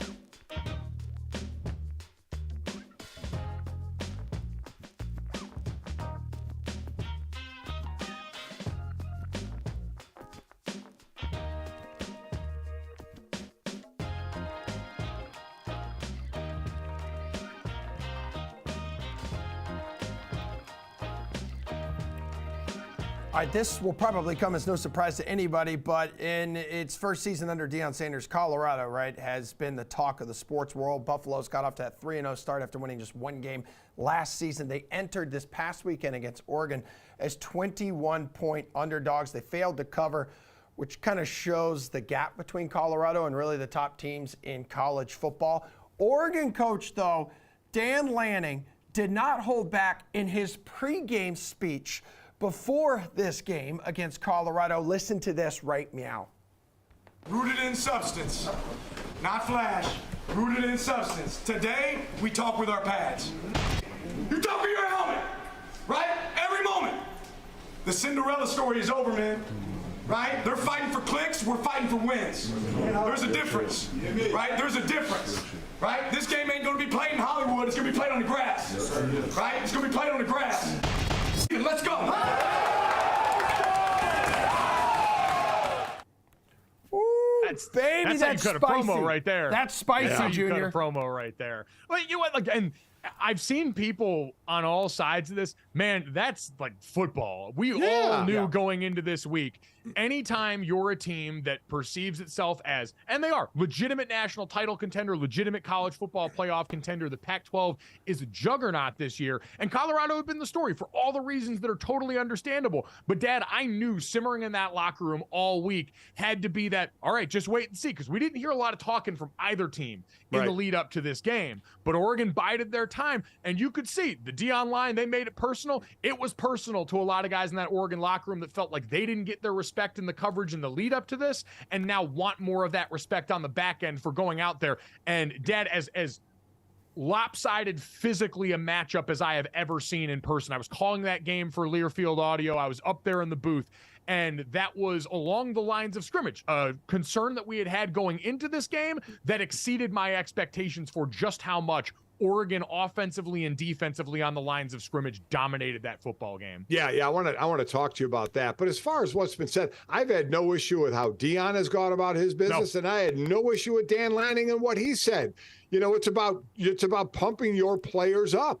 So there was no, and as that game was going on, we were watching at home, and I'm like, Deion's going to handle this great after. He's going to tell his team they got their butts kicked. That's what he's going to say publicly. We got whooped on. And then he said, get us now, because this is the worst we're going to be. We're just going to get better. And he said, Dan Lanning's an excellent coach. I knew he was going to handle it that way, because the whole thing with Deion is a lot of people just hate the delivery, just thinking he's, too arrogant. When Deion has always been Deion, man, and he gets his players to believe. And when he sat there and talked about believing, my question was always like, okay, well, what degree, Deion, are we supposed to believe? I believe you're a way better team than what Colorado had, and you had this team going in an incredible positive direction, but I don't believe you're a contending team. So there's a lot of area in between there, right? Of you're going in the right direction, but you got a long way to go. And on that note, boy, I'm with you. That between recruiting and the portal, they need to hit those lines of scrimmage, because that is where they are absolutely getting manhandled. And that was what we expected coming into this season. And it underscores the point. What Deion and company have already done, they were worth all the celebration they got. Yep. It broke contain and became a 60 Minutes and a Good Morning America story. And so it was going to be a conversation that involved a lot of people that weren't familiar with the reality of the situation, right? A lot of people parachuting in, Dad, weren't going to care about offensive and defensive line depth as they assessed the situation for Colorado. They just saw primetime doing this in the early portion of the season in a way that very few people, myself included, expected. The fact that they are still going to be relevant for a conversation about a bowl bid is like if they get to 6 wins, and that's still going to be an uphill climb, but if they get to 6 wins, Deion Sanders would be an easy vote for Coach of the Year based on where they were last year and what they went through this offseason. But, Dad, it's become about so much more than that. This has become a culture war with a lot of racial undertones to it. Deion's brought up. I think there are a lot of people that are uncomfortable with a black man being as publicly himself on this stage, with someone in the coaching profession being this much of a personality. We've seen coaches, they've always been the figureheads, but very rarely do you get someone out here who is as much the star of the show because of what he was as a player as Deion Sanders is, that I'm sure makes a lot of coaches jealous or angry or feels like it's violating some sort of code there. All of that stuff is bunk, because at the end of the day, what you've still got, and you pointed it out, Dad, is a guy who's a quality coach. He's proven that now at multiple spots. He's proven that in the way that he's handled all these situations through 4 games so far this season. This group has been ready for everything that's been thrown their way. In this game, they just were not physically capable, and that was something that, again, was the reality we all knew going into this season for the people that actually paid attention. I mean, just think about it. They obviously didn't have a lot of talent on the team, winning 1 game last year. He revamped basically the entire roster and got them to play together to the point where I do think they'll end up making a bowl game, which is absolutely incredible. Yes. And because of that, and because of everything that comes with it, you're going to get guys that want to go to school there that are going to want to be part of this program going in the right direction, whether it's an 18-year-old or whether it's a sophomore or junior that wants to go in the portal and come play for Prime. I mean, that's where it is right now. He has won that part of it. He has done phenomenal with that part of it. And he has proven, because we didn't know he was he talks about coaching these kids in Little League. Then he was a high school coach. Then he coached at Jackson State. And you keep hearing him say, none of you knew this because you never watched it. You never saw us.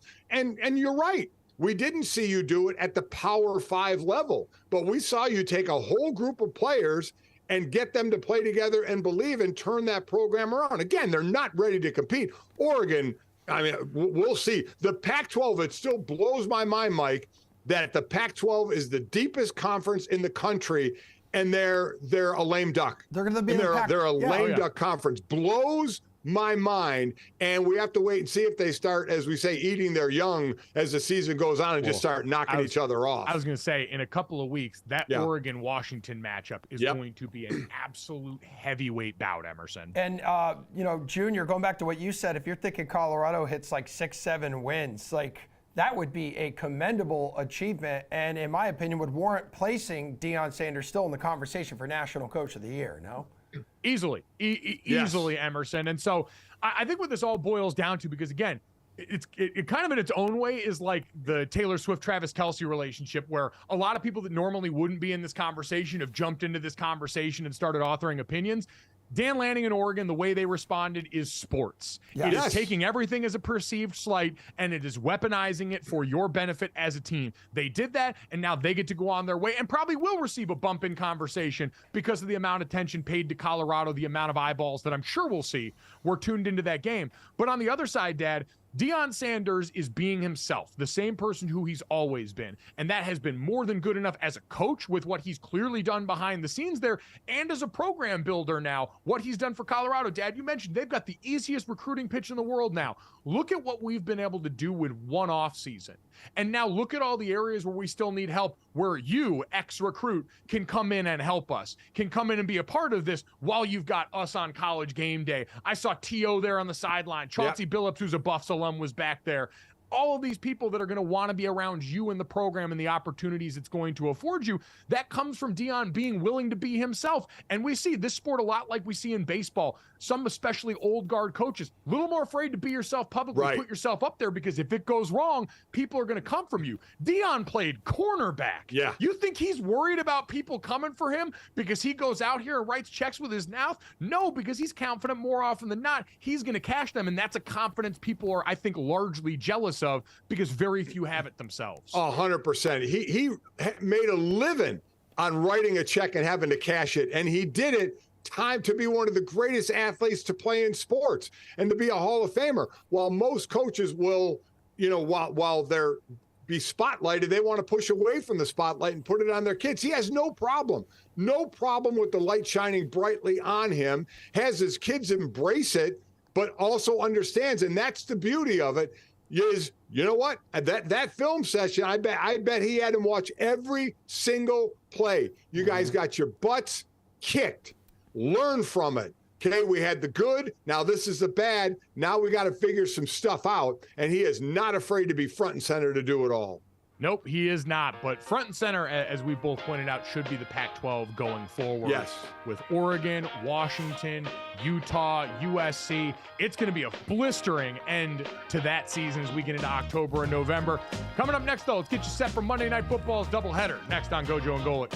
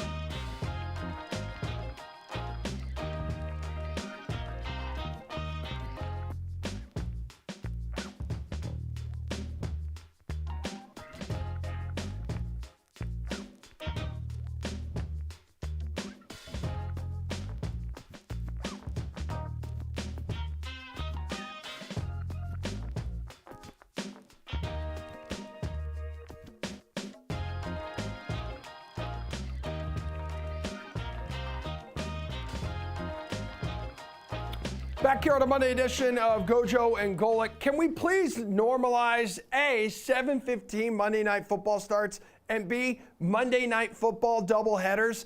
Yes, please. We got the Eagles and Bucks kicking off the doubleheader tonight. Battle of the unbeatens.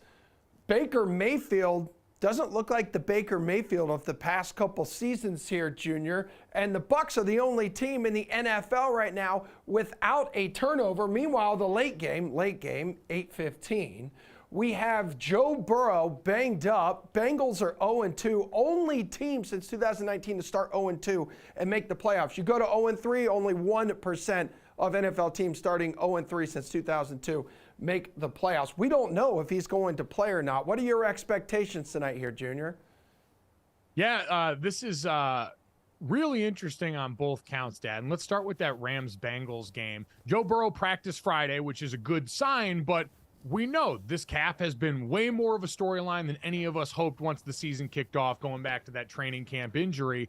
And, Dad, I'm fascinated because if he's hindered at all, this turns into, first off, if he's off the field, now all of a sudden you can hit the panic switch a little bit because at 0-3, that uphill climb, especially on what we know is a difficult division, is going to get even more precipitous. But this Rams team, I am fascinated from their standpoint, for this is a real test and a real chance. They have gone out and overperformed and outperformed expectations through 2 weeks. Win against the Seahawks where they were a little bit banged up.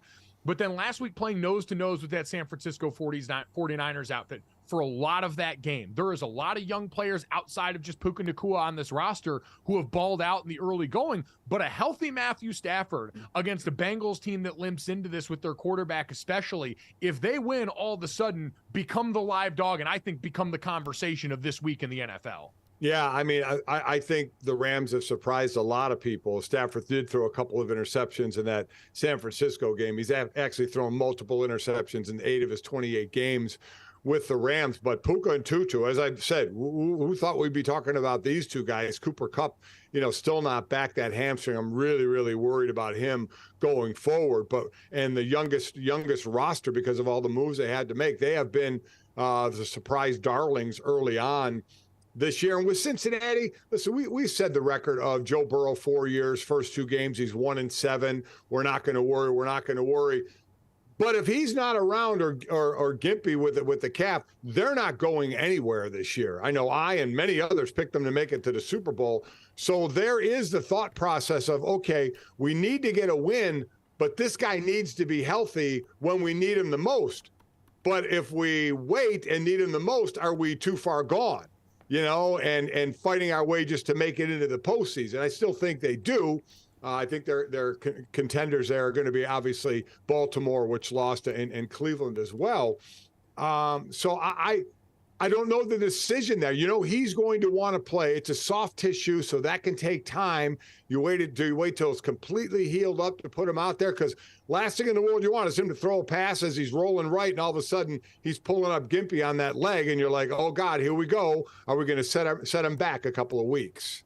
Yeah, I think with the Bengals, you would be smart to take the long-term approach for your quarterback, for a guy you just made a massive investment in. He is so vital to the next decade of your team's life. You don't want to do anything to necessarily hurt that, but I'd be stunned if the competitor in Joe Burrow didn't fight tooth and nail and get into this game.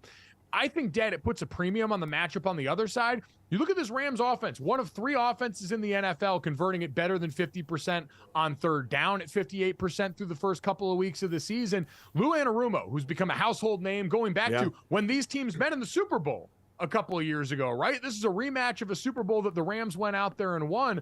Since then, Lou Anarumo has become a guy we're all used to in the work that he's done on the defensive side of the ball for that team that we know. Green in the secondary coming back after losing out on a couple of their safety players to free agency. I think that's going to be the fascinating side of the football to watch in this game.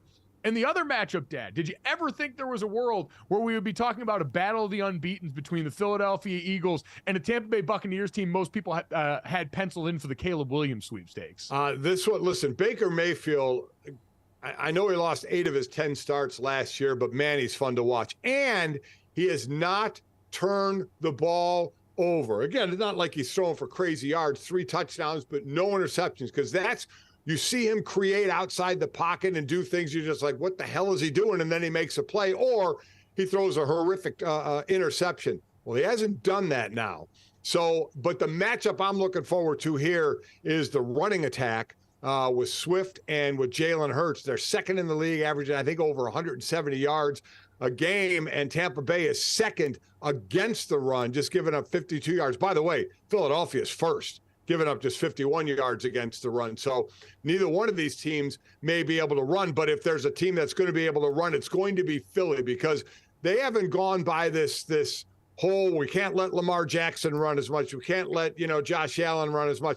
They got to, if those teams want to win, just like Philly knows, your quarterback's got to run. Your quarterbacks are better when they're running. Not to say they got to run 20 times a game, but I don't want to hear out of these, you know what, we got to limit that. They're going to get hit and they may get hurt. But the only way those teams with running quarterbacks get where they're going, like Philly got to the Super Bowl, is to have your running quarterback run. And that's what Jalen Hurts does. That's what DeAndre Swift does behind that offensive line. So that's their bread and butter, and that's what they're going to try and hang their hat on. You mentioned the name, Dad, that I'm most interested in here. DeAndre Swift, 175 yards on the ground in a breakout performance after like 3 carries in week 1. Yeah. This is a bad week to bet against the combination of a Kelce and a Swift. That's all I'm saying. The Philadelphia offense got all the makings of it right now. I would be very worried if I was Tampa going into this game.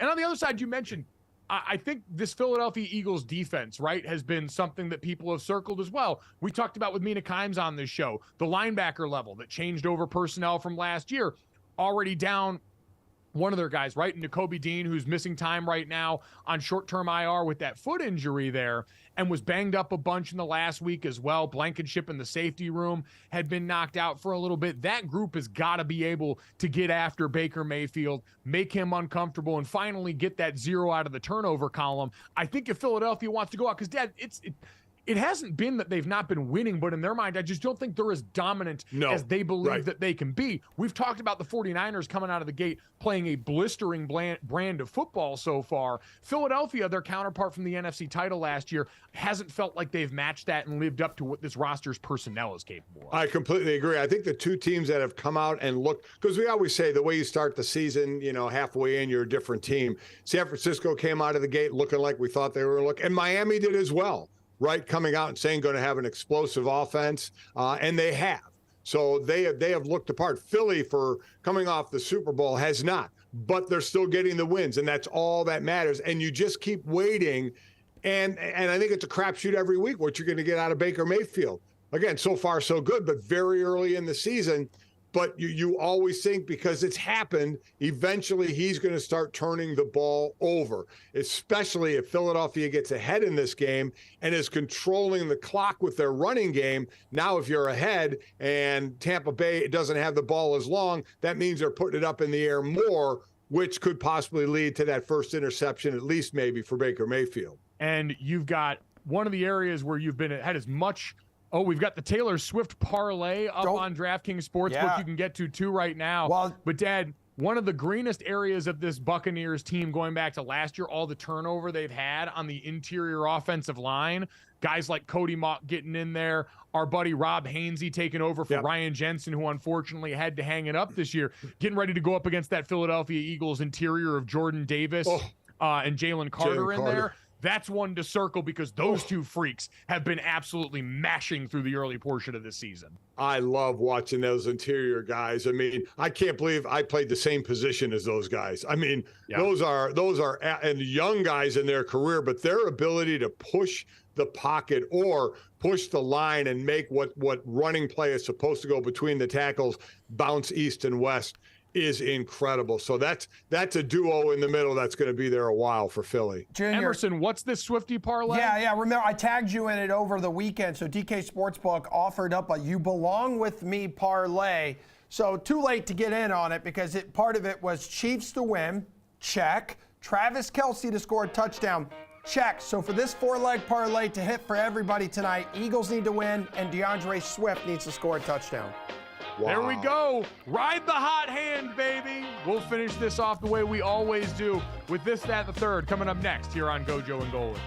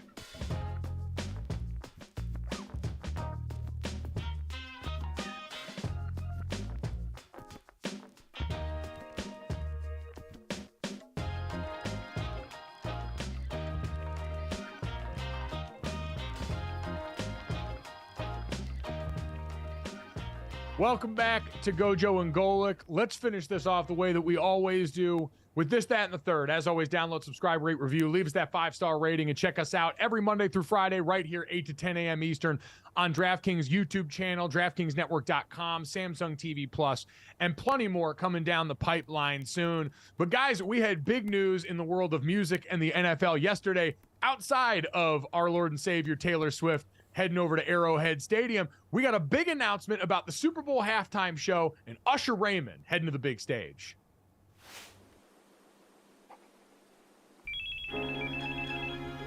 Hello? Yo, I'm in the booth. I'm gonna call you right back. Wait, can you talk? Nah, I just gotta put this one part down. I'm gonna call you back. Wait, it's Kim. I'm at the studio, man. I finally got the answer to those rumors. It's not about me, it's about you. You're doing the Super Bowl.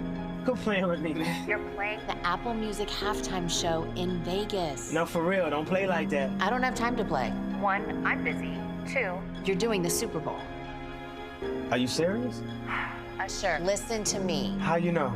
I know everything. I've seen you in Vegas twice, but this one's gotta be different. Put that on everything. I put that on everything. Damn. So it'll be like me, my entire family, all my kids, maybe like 5 to 10 friends. Who should I send my ticket request to? I'm gonna call you back. Wait, we'll be in touch. I'm gonna call you back. What's up for you here and for the podcast audience listening for the Apple Music halftime show as Usher is announced as the performing act, a way a lot of people expected. That was a recreation of the Confessions Part 2 music video there. Kim Kardashian, the woman's voice that you heard there, explaining this to the old music video footage of Usher right there, as he thought he said all he could say, but then his chick on the side said she's got one on the way, and so those were his confessions. Man, I'm glad you explained that to me. I don't know what the hell was going on. I was waiting for that. I thought Usher was a lot older than that. He looked so youthful. I'm watching that going, what the hell is this? I'm so glad you explained that, because if I had to talk coming out of that, I don't know what I would have said. I would have said, boy, what a setup that was. Wow. Yeah. I read that Usher doesn't lift weights. He just does all body weight stuff, and that's why he's so chiseled. I know that's important to this conversation. And no, listen, it's extremely. That's why he's been able to stay so nimble as a dancer. One of the premier performers of my lifetime. I'm excited. So many of the middle school and high school dances of my life had playing in the background. Yeah. Let It Burn, Confessions Part 2. Usher's got enough hits to make this thing sing. Yeah. My only beef with this was I needed a better public apology from Usher, who once famously told T-Pain on an airplane that he had ruined popular music with auto-tune and sent T-Pain into a depression. T-Pain is a national treasure. Anyone who slights him is an enemy of my state and should be the enemy of any state. Usher has said that they've made peace and that they're cool, but still I think needs to do more in the way of mending fences publicly with Teddy Payne. So I hope that's the case, but I'm excited for this halftime show, even though, again, mastermind note, Taylor Swift managing to steal the headlines on a day that Kim Kardashian was involved in the Super Bowl halftime show announcement, a Super Bowl halftime show Taylor has been linked to for the last couple of years. Open your third eye. That part didn't feel like an accident. Listen, there's not many when she is a headline somewhere that people can out-headline her, right?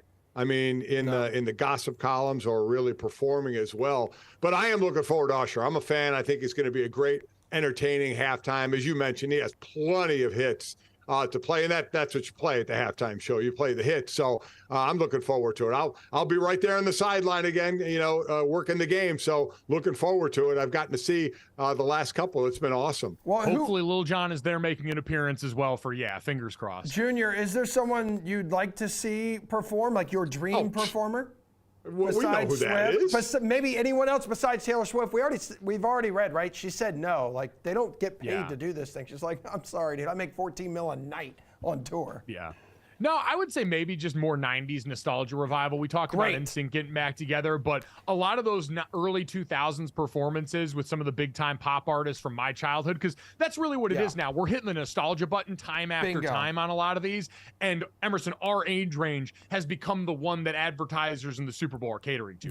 That is why, like, the Dr. Dre, Eminem, like, was that last year, like 2 years ago, whichever one it was? Yeah, 2 years ago. It's phenomenal. Was absolutely great, which is why, like, mine would be Britney Spears, and I know she kind of performed next to NSYNC back in 2001, so we're hitting that audience, we're hitting that generation again, Mike.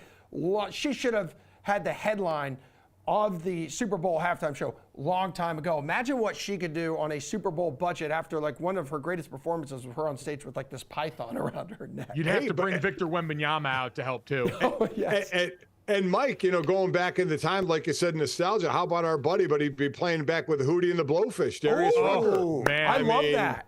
Yeah. I only want to be with her. We could really remake one of the better halftime performances of all time, going back to Thanksgiving in Dallas years ago, and just bring Creed out there. Hell yeah, brother. Take them off the cruise line, get them onto the Super Bowl halftime stage, and prosper. Emerson, speaking of a team that won't be playing on the big time stage, let's get to that and some bad news about the Yankees. Okay, yeah, so as we discuss this, that, and the other, Yankees will not be making the playoffs here. First time since 2016, they are out of the playoffs, losing to the Diamondbacks 7-1 yesterday, falling out of contention for the American League's wild card spot. Ooh, how the mighty have fallen. Dad, and I mean, now they're sitting at a point with 7 games left. They're just trying not to finish under 500. Would be the first time since 1992 that a Yankees team had fallen that far off a year last year where we had so much Yankees, college football fans were getting to know Aaron Judge during the home run race, and it collapsed famously this season. Yeah, it really did. You had, breaking into whatever you're watching on TV to see if Judge is going to break that record in his 51 games this year. They had the second highest payroll behind the Mets, so New York really floundering in the baseball world between those two teams and the money they spent. So, let's see what they go do in the offseason, right? But this is it can be a head scratcher at times, but this is what happens sometimes. You spend a lot of money and it doesn't work out. I go back to the Mets spending all that money and then trading away the people they spent the money on the pitching staff. It's been ugly for the New York teams, and the Yankees, obviously, as we always get talked about, like the Cowboys, like Notre Dame, and just when they flounder, there are a lot of people that take joy in that. And certainly, I know where Emerson's sitting, a lot of people in Boston who take joy in that, even though Boston's got nothing to cheer about either this year. I was going to say, there's a lot of bad company between the Mets, the Yankees, and the Red Sox with the way things have gone on. Chaim Bloom getting let go the other week as we talked to Jared Garabas. So it's again, the teams were growing up in New England, growing up in Connecticut, especially at the beginning of the Red Sox run in the early 2000s, to seeing now where all these teams landed over the course of this season. You mentioned some of the other big spenders. The Padres had also been struggling through a lot of this year. Down bad, but at least I guess your owner wasn't out here on Twitter fingers the way Steve Cohen was. So maybe you got that to look forward to. No Mrs. Met and her wagon in your clubhouse, though. So maybe that could be stocked down here. Emerson. Yep, let's last get to the one third here. Let's go. This, that, and the third. I know I called the segment the absolute wrong name, but that's what I do when I am a rookie host here. Megan Rapinoe saying goodbye to the national team, guys. Played in her final match, a friendly against South Africa on Sunday. U.S. women winning 2-0. She was subbed in the 54th minute. So finishing her career, 203 games, 63 goals, 73 assists for the U.S. women's side, plus a gold medal from London to 2012 Olympics, a couple World Cup titles as well, Junior. One of the most recognizable faces in North American sports. And Dad, we know and talk about all the time, soccer, the most popular sport in the world. And in the U.S., maybe not as much, but the U.S. women's national team was always sort of our entry point into that conversation as the rest of the country's grown into it through MLS, the men's national team this last round in the World Cup. The women have been the one thing that we could hold up as our offering to the rest of the world and say, we do this as well as the rest of you there. And Megan Rapinoe, through her activism, through her battles with the president at the time, and certainly the way she and others have fought for equal pay for women in the recent years around this sport, has become one of the voices and faces that we have been most used to seeing. She was an incredible part of building up this program to the heights that it's achieved, and she's going to sorely be missed, as we saw newcomers in this last World Cup round where it didn't go as well, also extremely difficult to replace from a player standpoint. Yeah, the last few years, let's be honest, she's rubbed a lot of people the wrong way. She's been a lightning rod for some controversy as well off the field, but fighting for equal pay has been a great thing. And let's look at what she did on the field, and she should be absolutely applauded and admired and given the standing O for what she's meant for the U.S. women's team over the long 203 games she's played for them. We applaud and admire all of you for watching and listening. Download, subscribe, rate, review. Enjoy Monday Night Football. Thanks so much, and we'll talk to you tomorrow.